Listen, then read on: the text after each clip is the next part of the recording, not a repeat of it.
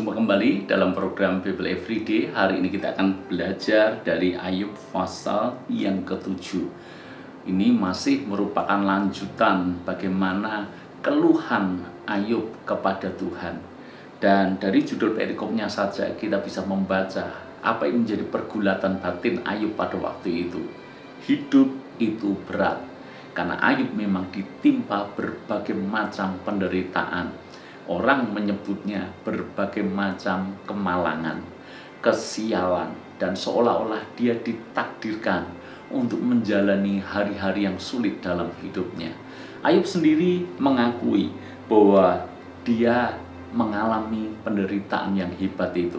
Bahkan dari beberapa ayat yang kita baca ini, kita tahu bahwa Ayub sudah di titik di mana dia frustasi dengan hidupnya. Dia frustasi dengan apa yang terjadi kepadanya. Bahkan dia frustasi dengan Tuhan. Yang seolah-olah kalau dia baik, kenapa dia mengizinkan hal itu terjadi?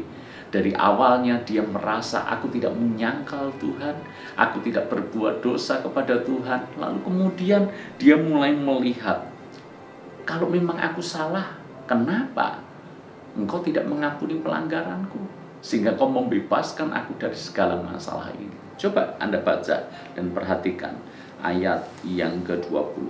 Kalau aku berbuat dosa, apakah yang telah kulakukan terhadap Engkau, ya penjaga manusia? Mengapa Engkau menjadikan aku sasaranmu sehingga aku menjadi beban bagi diriku? Mungkin maksud Ayub adalah seperti ini.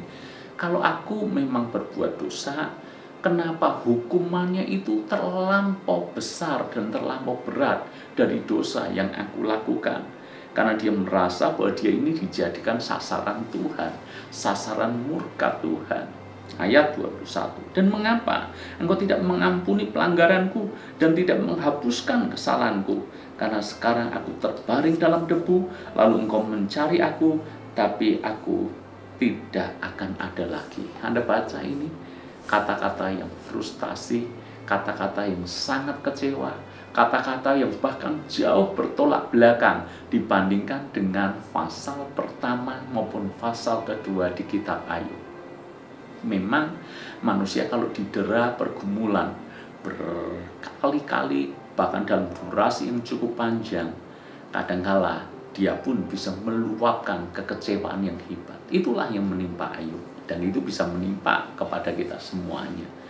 Tetapi walau demikian, marilah kita belajar bahwa sesungguhnya ketika kita tidak bisa mempercayai situasi dan keadaan yang begitu buruk yang sedang menimpa kita, tapi percayalah, hati Tuhan itu ada untuk kita.